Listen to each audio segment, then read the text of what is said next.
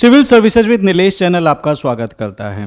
इस साल constitution day पे इंडियन गवर्नमेंट ने एक डॉक्यूमेंट रिलीज किया था 75 facts about the Indian constitution because this year marks a significant milestone in the Indian constitution, that is इसने 75 साल कंप्लीट किए हैं। वही सारी इंफॉर्मेशन इस प्रेजेंटेशन के थ्रू मैं आपसे डिस्कस करना चाहता हूँ बिकॉज इस साल देर आर चांसेस कि आपको इसमें से कम 1-2 सवाल यूपीएससी के प्रीलिम्स में जरूर मिलेंगे। तो इस वीडियो को एंड तक बहुत ध्यान से देखना। इसमें कोई भी इंफॉर्मेशन मेरी क्राफ्टेड की गई नहीं है, इसमें सारी इंफॉर्मेशन वही है जो गवर्नमेंट ऑफ इंडिया ने अपने डॉक्यूमेंट, जो ऑफिशियल डॉक्यूमेंट है उसमें उन्होंने दे रखा है। एंड आपको तो पता ही है यूपीएससी एक गवर्नमेंट बॉडी है एंड वो क्वेश्चंस अगर उसे बनाना होगा तो इससे बेहतरीन सोर्स उसके लिए क्या हो सकता है। So don't miss the any information, और वो इंफॉर्मेशन आप अपनी टेक्स्ट बुक में जरूर ऐड कर लेना ताकि आपको टाइमली रिवीजन कर सको उन चीज़ों का। ठीक है, तो they have released a document 75 facts in the 75 years and इसमें कुछ चीज़ें बताई हैं। एक तो ये जनरल चीज़ें, Indian constitution is the cornerstone of Indian democracy, ये सारी चीज़ें तो ठीक है। एक इंपॉर्टेंट बात ये थी कि इट वॉज अडॉप्टेड ऑन 26 नवंबर 1949।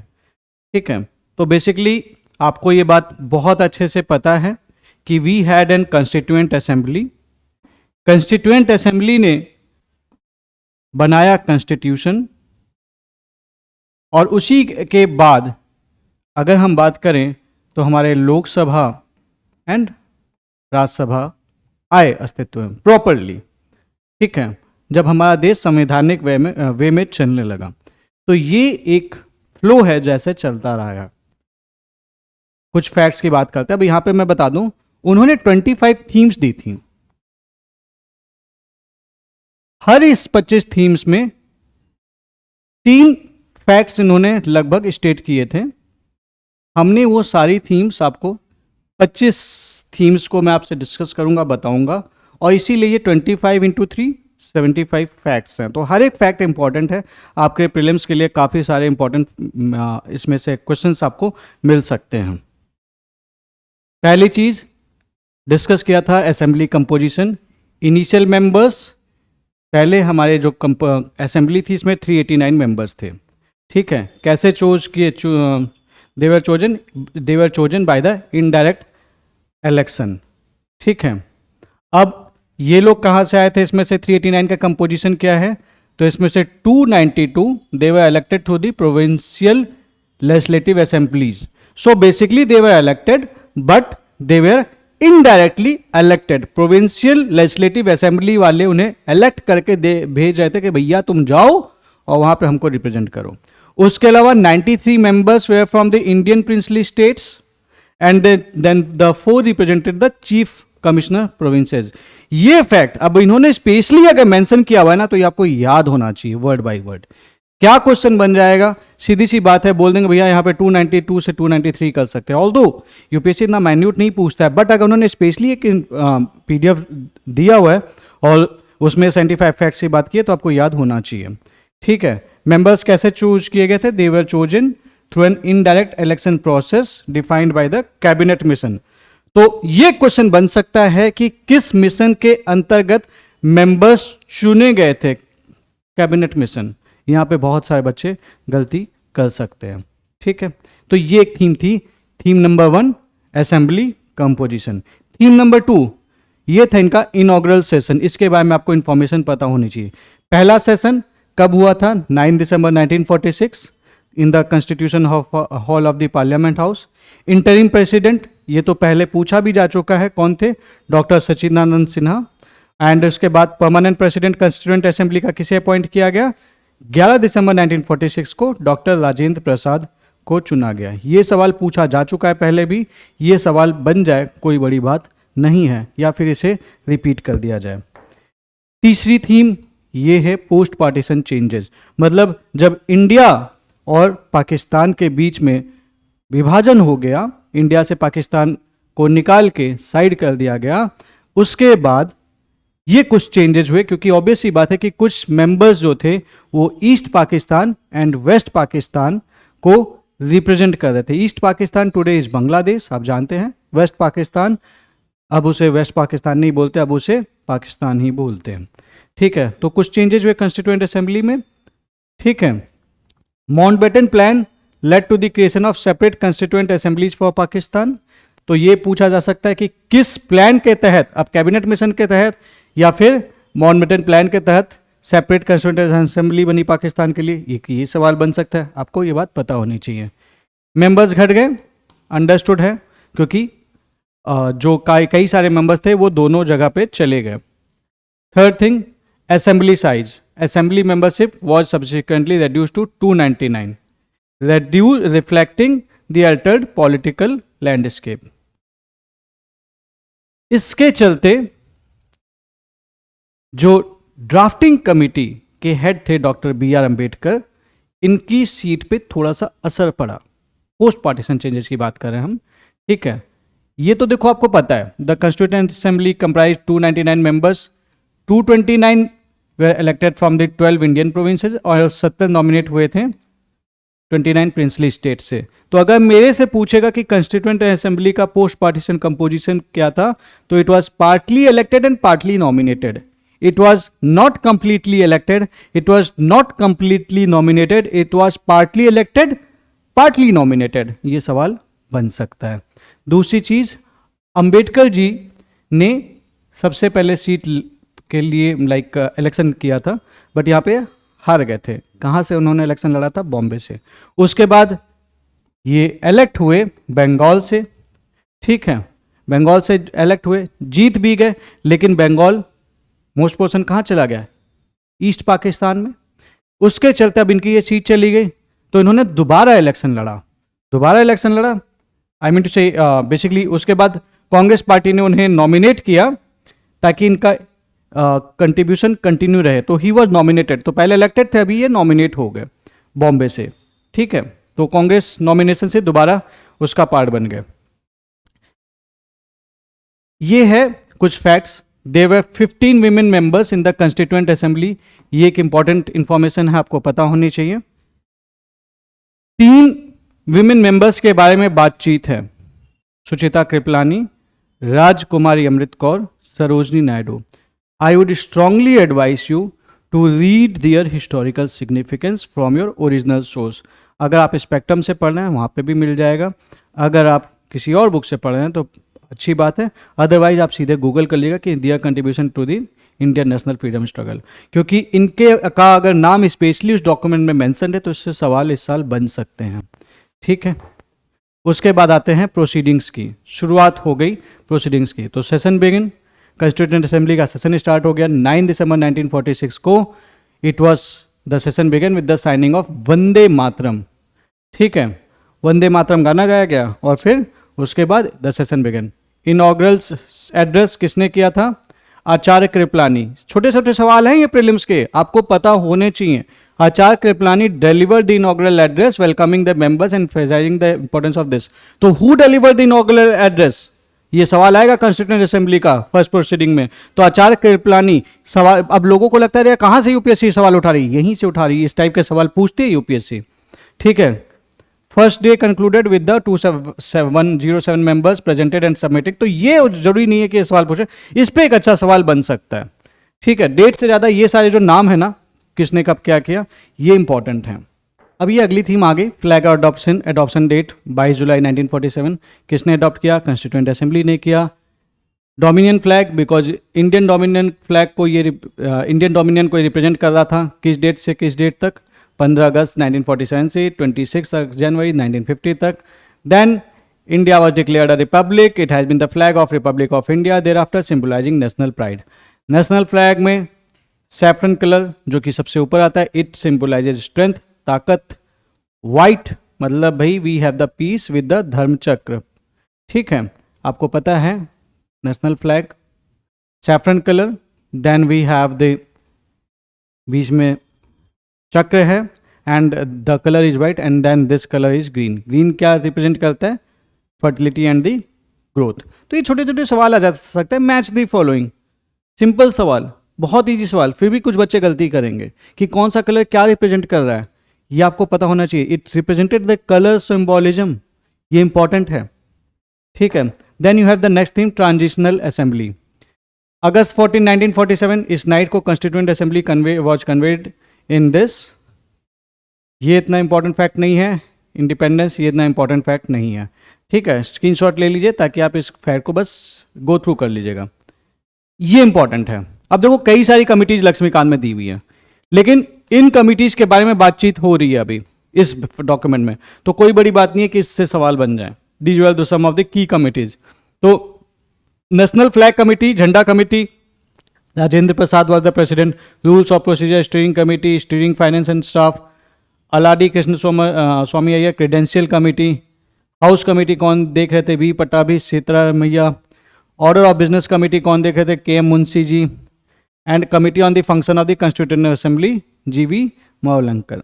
तो ये सब चीज़ें आपको पता है. एंड इवन यू नो कि टेल मी, आप कमेंट सेक्शन में मुझे बताना कि he was the first speaker of the Indian parliament. तो स्पीकर कौन थे सबसे पहले लोकसभा के? बेसिकली आपको ये कमेंट सेक्शन में बताना है. ठीक है. बी आर अम्बेडकर का विजन, एक ड्राफ्टिंग कमेटी बनी. It was chair by B R Ambedkar. Drafting committee का काम क्या था? कॉन्स्टिट्यूशन है, उसको ड्राफ्ट करना है. सिंपल ड्राफ्ट बनाना है भाई, हमें देश चलाना कैसे, तो उसकी एक ड्राफ्टिंग बनेगी ना. That is why it is the drafting committee. Simple सा वर्ड से मीनिंग एक्सप्लेन्ड है. Then we have the final draft. कब इंट्रोड्यूस किया गया? 4 नवंबर 1948. Then we had the general discussion which concluded on 9 नवंबर 1948. मेन इसमें इंफॉर्मेशन जो आपको याद रखनी है वो ये वाली है. अगले उस पर आते हैं, ड्राफ्टिंग कमेटी के बारे में थोड़ा सा इंफॉर्मेशन है. कब इलेक्ट हुई थी? 29 अगस्त 1947.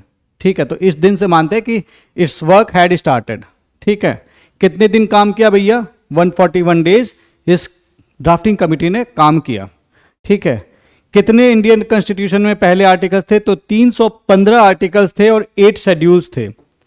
ठीक है. और आज की डेट में कितने आर्टिकल्स हैं और कितने शेड्यूल्स हैं, ये आपको पता होना चाहिए. अगेन ड्राफ्ट डिस्कशन, तो ये इतना फैक्ट इंपॉर्टेंट नहीं है, बट स्टिल चूंकि उन्होंने स्पेशली ये 75 फैक्ट्स दिए हैं तो याद कर लेने में कोई बुराई नहीं है. 165 दिन बातें हुई. ठीक है. 165 दिन में से 114 दिन थे they were specifically devoted to the discussing the draft constitution, focusing on key provisions. ठीक है. ये फैक्ट जनरली ये वाला पर्टिकुलर यूपीएससी नहीं पूछेगा, लेकिन चूंकि ये ऑलरेडी उन्होंने मेंशन कर रखा है, स्पेशली 75 फैक्ट्स में दे रखा है, इसलिए आपको याद जरूर होना चाहिए. ठीक है. कितने अमेंडमेंट्स प्रपोज किए थे? 7635. ठीक है, ये इंपॉर्टेंट है. उसके बाद फिर फाइनलाइज्ड डॉक्यूमेंट में से जो डॉक्यूमेंट बना उसमें से फाइनलाइज्ड डॉक्यूमेंट की बात करें तो 2473 we have moved for the consideration. Final article 395 articles, 22 parts थे हमारे, शेड्यूल 8 थे. एक अच्छी बात ये थी कि this was the lengthiest part. अच्छी बात क्या? Basically that was a peculiar part, बात कि ये वर्ल्ड का लेंथीएस्ट कॉन्स्टिट्यूशन था. फिर ये फाइनल सेशन हुआ. Meeting date last final session 24 जनवरी थी. सिग्नेचर 284 मेंबर्स प्रेजेंट थे. 299 मेंबर्स में से 284 मेंबर्स प्रेजेंट थे. Jana Gana Mana was officially declared as India's national independence and doctor Rajendra Prasad he was unanimously elected, ये इंपॉर्टेंट है, as the first president of India. ठीक है. In the nation's democratic journey. Then अगले उस पे आते हैं, कॉन्स्टिट्यूशनल जर्नी. ड्राफ्टिंग टाइम में कितना दिन टाइम लगा? 2 years 11 months एंड 17 days. ये इंपॉर्टेंट है. Total sessions 11 during the drafting period. कितने विजिटर्स? ये इतना इंपॉर्टेंट नहीं है, इसे रहने दे दो. ठीक है. ये इंपॉर्टेंट डेट्स हैं. कॉन्स्टिट्यूशन कब अडॉप्ट हुआ? नवंबर 26. एडॉप्शन एंड इन्फोर्समेंट दोनों अलग चीज है, दोनों को मिक्स करके क्वेश्चन दे देगा, आप कंफ्यूज कर जाओगे कि Indian constitution was enforced on 26 नवंबर. नहीं, एडॉप्ट कब हुआ था? 26 नवंबर 1949. इन्फोर्स कब हुआ था? 26 जनवरी 1950. अगर स्पेसिफिक डेट की बात करेंगे, अदरवाइज ये पर्टिकुलर दोनों डेट्स काफी हैं. And that is why since the constitution was enforced the day is celebrated as the republic day. ठीक है.